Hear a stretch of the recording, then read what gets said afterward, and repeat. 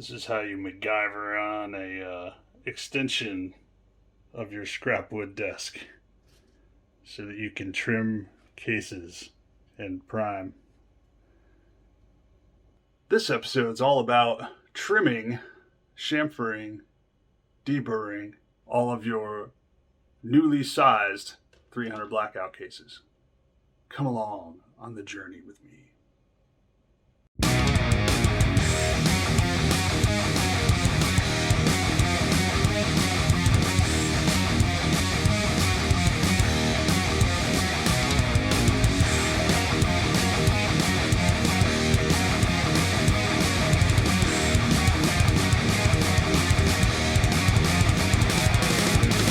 Alright, so this is the Hornady, I forget what it's called, case lock trimmer. So once you get these all formed in your sizing die, then you're going to want to trim them down to the final size. Although they might end up being a little smaller once you deburr them, but not an incredible amount. So set this up. What you're going to want is a 300 Blackout case that is the correct size. So this is one that I found before. This is 1.358. This is the size that the Hornady loading book says that you want the case to be after trimming. So you're going to take your correct size case. Going to use the proper shell holder for your case for 300 Blackout. That's 16 for Hornady. I don't know what it is for other ones. You unlock the trimmer. It's actually easier if I put this cartridge case in here. Unlock the trimmer. You don't want this to be backed all the way out because you want some adjustment room in here. So move the lock and the adjustment up a little bit so that you have a couple of threads at least here, so that you can move this in and out. And then what you're going to do is push this in all the way. And then you're going to take your correctly sized case and you're going to push it up against the trimmer. So it's going to go over. So you're going to go over the pilot, the correct pilot. Make sure this is all the way in. Push this up so the case mouth touches the cutter blades. And then lock it into place. And then since this is your correctly sized case, you want to take it out of there. I just store mine in the case sizer. I'll show you the cutter head here. So these just screw in and out. So the correct size for the pilot for 300 Blackout is going to be number 9. And this is the cutter for the Hornady case lock trimmer. One thing I did want to mention, when you're putting the cases in here,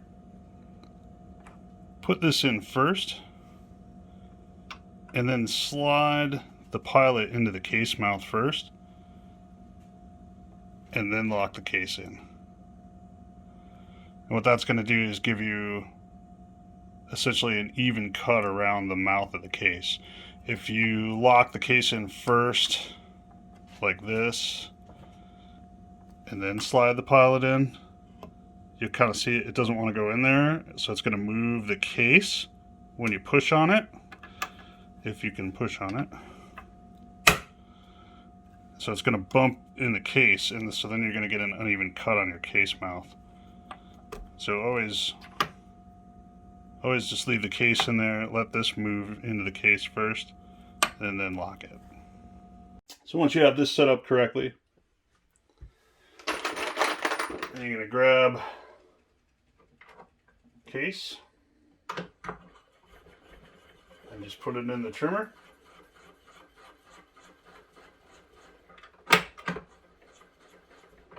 And just turn it until it stops trimming.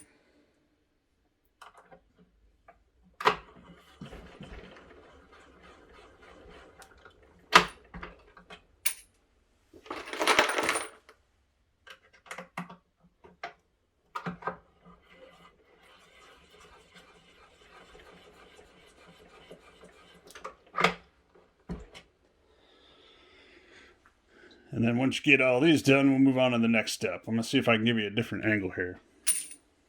Also, just a helpful hint, when you put this in here,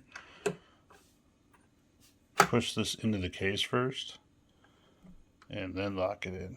And it helps this be a little more concentric. Just a tip I forgot about too. This little hole on the top, just put some oil in there. It makes the whole thing turn so much smoother. I just put some just regular 3-in-1 oil in there. I don't even know where my oil is. Yeah, I just put some of this in there. Just lubricates it, makes it turn nice and smooth. Just a little tip. Let's see if we can do this with me out of the frame so you can see. And you can see the brass shavings coming off. And it only takes a couple turns before it stops trimming, unless your case is way too long, like my first ones were. Then you just pull this off, pull the lever down, throw your case in your done pile. And you can kind of feel when you're turning it. I push it like this, A, because I've injured my arm, so grasping things is kind of painful right now, and B, it's just easy to hold pressure this way with your open palm, and then this spins on your palm. So you'll feel when these are done, and you can kind of hear it too. You lose tension. So you kind of feel a tension when you start turning it. Well, not on this one. Look at that case in a minute here. Oh, that one's already done. That's why. I was in the wrong pile. Alright, so you can definitely feel tension there when you start turning it, and you'll see the brass shavings start. And then after a couple turns, it starts getting fast because there's no tension there. You're not shaving anything anymore. And you can hear the difference in the sound. That's it. That's it for trimming. I should mention that when we trim this down, we're looking for it to be super close to its desired length of 1.358 inches. Now, anything 1.35 is okay. So if it's a little low, if it's a little less than 1.358, that's fine.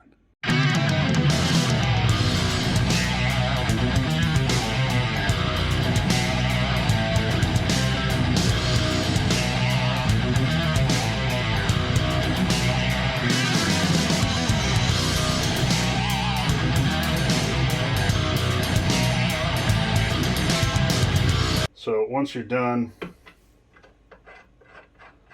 sizing these, you can take the sizing cutter out. And I always do it in this order, other people do it in other orders, but this is the way I found it works for me.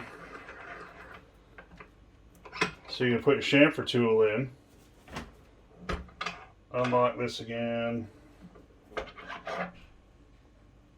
Alright, when you set up the chamfer tool, so you just want this, you don't really have to index this, so you just want this where you have enough play here where you can push this in until you kind of feel it stop, then lock the case, then just give it a couple of quick turns and pull it out. And then if you look inside of the case mouth, you can see a shiny little chamfer is on the inside of the case mouth now. And that's it.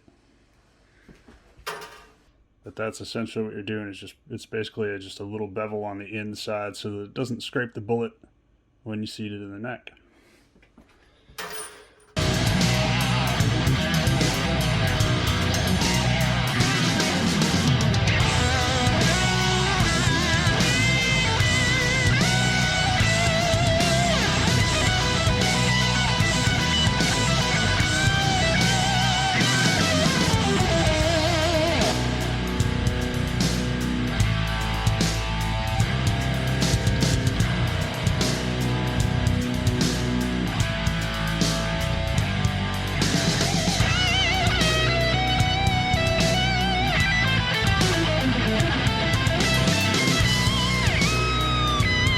Once you've done that, you take the chamfer tool out. Put your deburring tool in. Alright, the deburr tool is going to be the same. You can leave this in the same spot and this in the same spot. You're just going to screw the deburr tool on instead of the chamfer tool. Line it up in the center there, just push it till it touches. Just give it a couple turns. Make sure it's good and deburred on the outside. And that's it. That's all there is to it. And that's it. So you can kind of see there, it's shiny on the outside and the inside of that lip now. And it's all done. It's nice and smooth. Ooh. Now we're set to go on to the next step.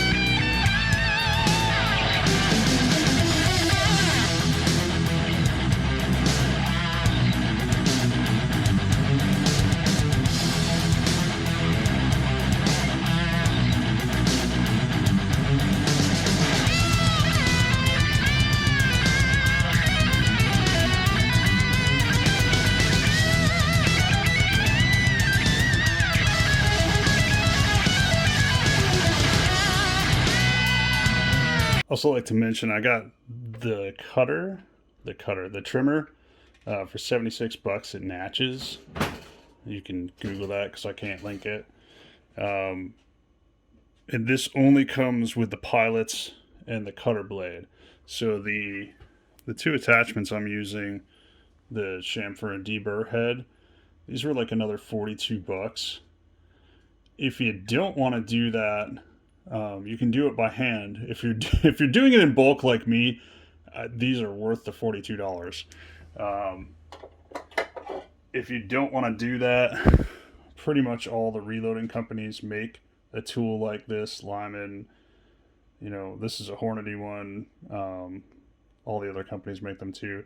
This is a combo chamfer deburr tool. You can do it by hand. I have arthritis. I'm not doing that to thousands of cases. But you can if you want. So you may be thinking to yourself, Self, that looks like an awful lot of work. It is. But there's a few reasons to do it. You're going to want to trim rifle cases anyway. After a few firings, they're going to get too long. When they get long enough, the case mouth can press into the end of the chamber and into the barrel, and you can cause a bit of an overpressure situation. Which can blow out your case head or your primer, and you don't want to do that. So it's always a good idea to trim after at least every couple of firings. Anyway, the chamfer helps the bullets go in. You won't have to chamfer again for a good long time. Probably the case will be useless before you have to chamfer again.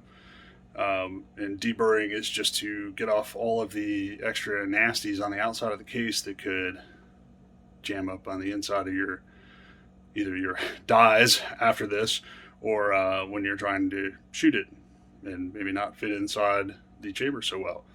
So they're all kind of necessary steps when you're doing rifle calibers, especially 300 Blackout. Guys, that's it for this part. Next time, where are we at? So next time we should be working on the primers for these. So that'll be in the next video. I want to thank everybody who liked and subscribed. Thank you guys so much. We're way over double what my expectation for this year was. Next year we're going to be working on 1,000. So if you haven't liked and subscribed, do get on that for me, please. Thanks so much. Guys, we'll see you here next time on 7-Star Tactical. Boop. This episode's all about sizing, This episode's all about fucking up on camera. The thing. What's that thing called?